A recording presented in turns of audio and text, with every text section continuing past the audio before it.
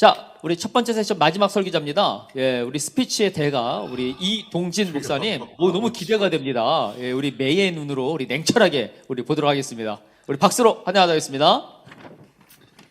할렐루야!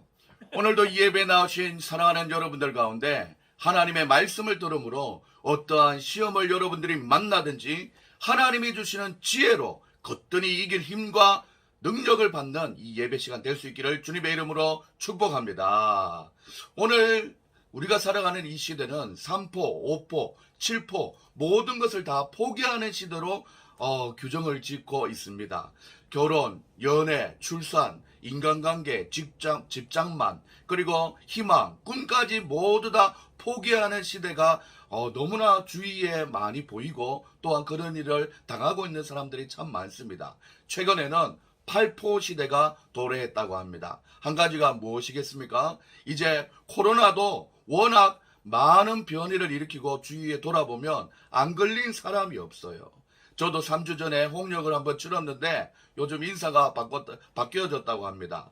코로나 잘 다녀갔습니까? 그래서 이제는 코로나까지도 포기해야 되는 이런 부분들이 있는 것이죠. 이렇게 우리를 둘러싼 포기해야 될 많은 고난들과 생각지도 못한 역경들이 참 많은 것이 사실입니다. 그래서 다들 힘들다, 포기하고 싶다라고 이럴 때에 우리 그리스도인도 자칫 잘못하면 쉽게 포기하게 만드는 세상의 굴레 속에 갇혀버릴 수 있다라는 것입니다.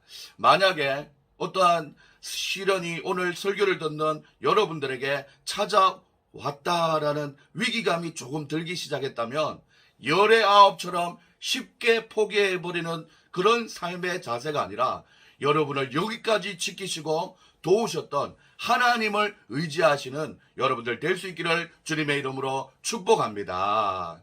특별히 오늘 우리가 살펴보고 있는 이 야고보서는 예나 지금이나 시련을 많이 당한 그리스도인들을 향하여서 적혀진 희망의 서신서입니다. 제가 이 편지를 하나 준비했습니다.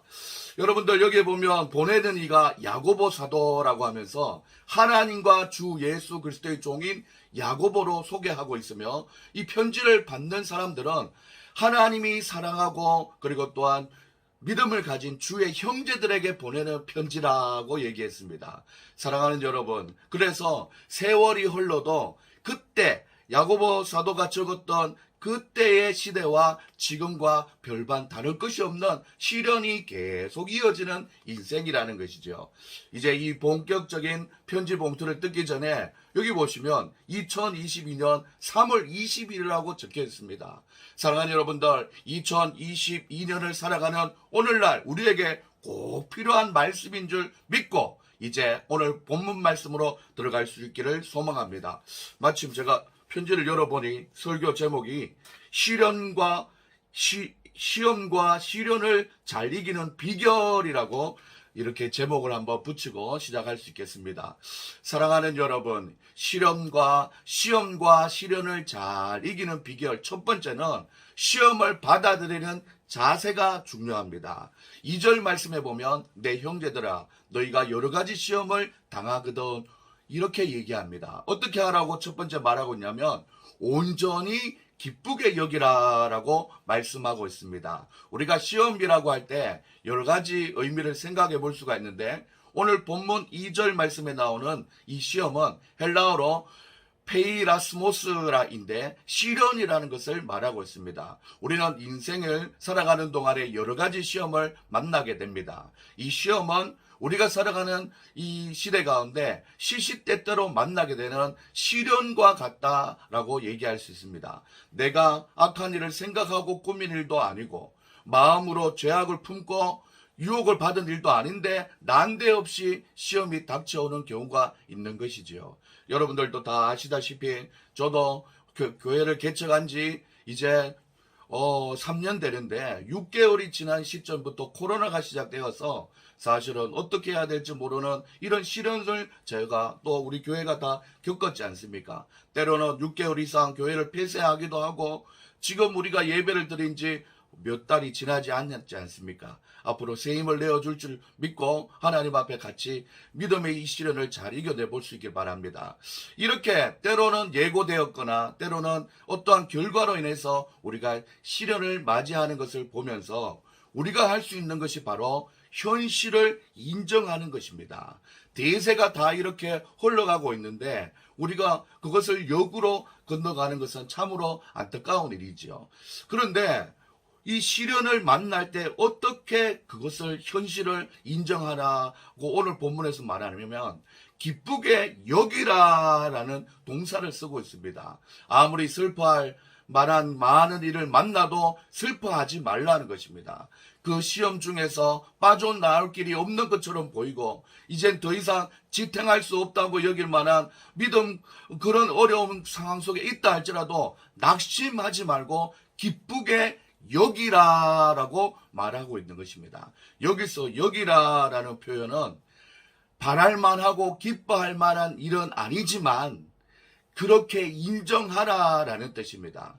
중요한 것은 이 시험을 만날 때 그리스도인들에게 자신의 신앙을 돈독히 하고 크게 성장하고 영육 간의 축복을 받는 하나님의 은혜가 임할 줄 믿고 우리는 온전히 기쁘게 여기는 마음의 자세가 필요하다라는 것입니다. 오늘 이 예배에 나오신 사랑하는 여러분, 우리 앞에 놓여진 이 코로나가 또한 인생의 많은 시련이 우리를 어렵고 힘들게 하는 것이 사실이지만 시련을 통해서 하나님께서 우리 가운데 이 현실을 기쁘게 여기라 말씀하였기 때문에 우리가 그 기쁘게 여기는 믿음의 훈련을 통해서 하나님 앞에 은혜를 받는 귀한 믿음의 삶을 살아가시는 여러분들 될 수 있기를 소망합니다.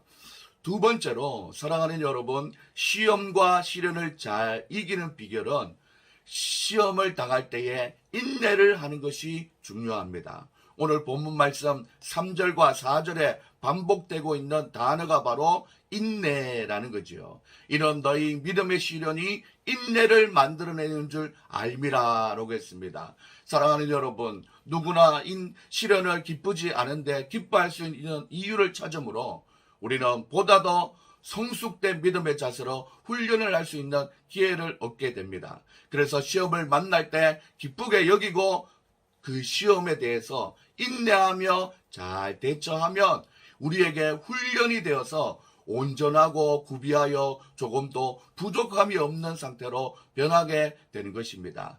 사랑하는 여러분, 그래서 믿음의 시련을 겪어보지 못한 사람보다 믿음의 시련을 이겨낸 그리스도인들은 비교할 수 없는 믿음의 경지에 이르게 되는 것입니다. 저는 오늘 이 아침에 나와서 예배드리는 여러분들이 바로 믿음의 시련을 인내로 잘 이겨낸 업그레이드된 믿음의 사람들이 다 될 수 있기를 주님의 이름으로 축복합니다. 세 번째로 시험과 시련을 잘 이기는 비결은 바로 지혜가 필요합니다. 오늘 본문 5절 말씀에 보면 너희 중에 누구든지 지혜가 부족하거든 모든 사람에게 후히 주시고 꾸짖지 아니하시는 하나님께 구하라라고 말씀합니다. 우리가 인내할 때도 참 막연히 참는 것이 너무나 힘든 것이지요. 하나님 앞에 그때 지혜를 구하면 하나님이 이 시련을 이길 수 있는 지혜를 주신다라는 것입니다. 하나님의 지혜는 하나님 세상의 학문과 비교할 수 없는 놀라운 지혜를 가지고 있기 때문에 성령의 영감을 통해서 우리가 하나님의 주신 지혜로 시련을 이겨낼 수 있는 것입니다. 사랑하는 여러분, 시련을 당하게 되면 기쁘게 여기며 인내하며 그리고 마지막으로 얘기했던 지혜를 구하면서 하나님 앞에 나아갈 때 그 어떤 지혜보다 잠언 9장 10절에서 말하는 여호와를 경외하는 지혜의 근본 말씀 속에서 새 힘을 얻고 여러분들 주님이 주시는 새 힘을 가지고 지혜를 가지고 이 세상을 살아가는 여러분들 다 될 수 있기를 소망합니다. 시간이 조금 길어졌는데 결론으로 여러분에게 말씀드리면 저는 오늘 설교를 준비하면서 20대 초반에 군대 가 있는 아들을 걱정하면서 아버지가 보내준 편지가 떠올랐습니다. 그때도 아버지가 기쁘게 여기고 잘 인내하면서 틈틈이 하나님의 말씀을 읽음으로 지혜를 구하라고 말씀해 주셨어요.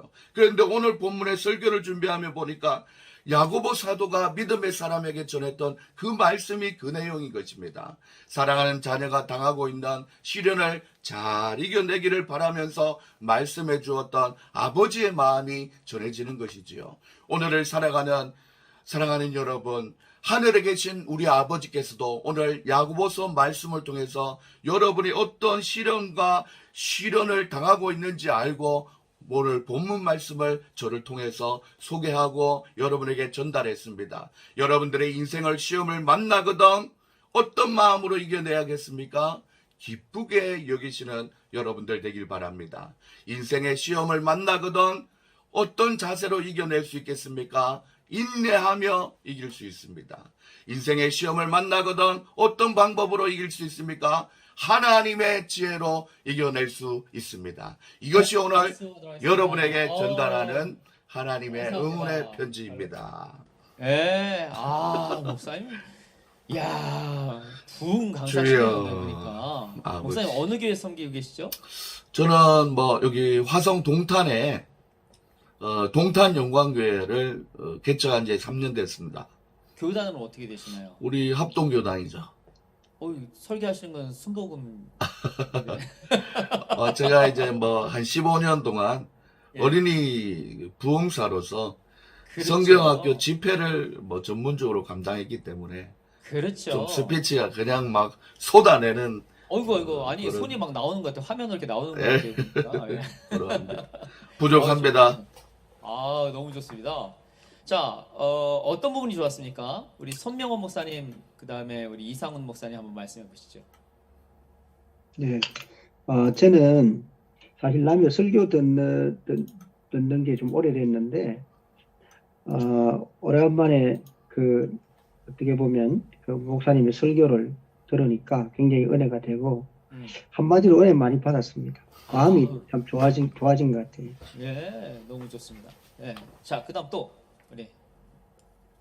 네, 그 메시지를 명확하게 이렇게 잘 전달하시는 것 같고요. 예. 일단은 그 설교 제목을 평범하게 이야기하지 않고 중간에 이제 이렇게 편지를 이렇게 꺼내서 이야기하는 것과 또 이게 또 야고보의 그 편지라는 것을 또 연관시켜서 마지막에 이제 결론에서 아버지에게서 받은 그러한 그 편지가 왠지 설교를 이렇게 그 앞뒤로 인클루지오 효과라고 해야 되나요? 그렇게 하면서 좀 더 성도들이 이 야고보의 편지를 친근감 있게 그렇게 이해할 수 있도록 그렇게 도와준 것 같습니다. 맞습니다. 그래서 그 아버지의 마음도 또 느껴질 수 있는 감성적인 터치도 잘하셨고 앞뒤로 이렇게 연결을 너무 잘했습니다. 예. 자, 그다음에 우리 한신일 전사님 어떤 부분이 참 좋았나요? 예. 네. 좀 저희 설교를 들으면서 예. 저희 교회는 이제 한 달에 한 번씩 통합 예배를 드리거든요. 그래서 예. 전세들이 다 모여서 이제 설교를 하실 때 담임 목사님이 방금 목사님 하신 것처럼 이렇게 눈에 보이는 거 오. 그런 걸 들고 나오셔서 아이들이 함께 하기 때문에 조금 더 집중력 그리고 그 본문 말씀이 연결될 수 있는 것들을 이렇게 눈에 보이는 거를 가지고 나오셔서 하셔서 확실히 집중도 더 잘 되는 것 같고 만일에 설교가 끝나도 그 다음 주에 그게 기억남으로 인해서 설교 내용이 또 기억이 나고 네, 또 그런 부분들이 특히 좀 좋았던 것 같습니다. 네. 맞습니다. 예, 그런 부분들 너무 좋았고요. 일단 자신감이 있으세요. 자신감이 있으니까 메시지가 강력하게 잘 나가고 발음도 입을 크게 벌리셔서 이렇게 발음도 하시고 제스처도 크고 이러니까 그게 다 압도가 되는 거죠. 예, 그런 부분들이 또 아주 좋고 중간에 이제 우리 시련과 어려움을 우리 코로나로 어려워하는 우리 성도님들과도 연결을 시켜서 그런 부분도 연관성도 참 잘하셨습니다. 그러니까 이동진 목사님은 강점은 그 사람들을 에너지로 확 끌어당기는 건 좋은데 뭐가 있어야 되냐면은 밀당이 있어야 돼, 밀당. 예. 우리 이동진 목사님 그 사모님 만나실 때 어떻게 했습니까? 지금 막 얘기하듯이 막 하면서 결혼해 막 이런 식으로 해서 결혼했나요? 아니면 막 뭣도 맛있는 것도 사주시면서 제가 시간이 없거나 예. 또 쫓길 때 예, 말이 어이구, 예. 빨라지고 톤이 피치가 막 올라가는데 예. 예화나 마무리로 가면은 아, 사랑하는 여러분, 어이구. 예. 여러분이 지금 겪고 있는 시련은 어떤 것이 있습니까? 이렇게 이제 전환을 시켜줘요.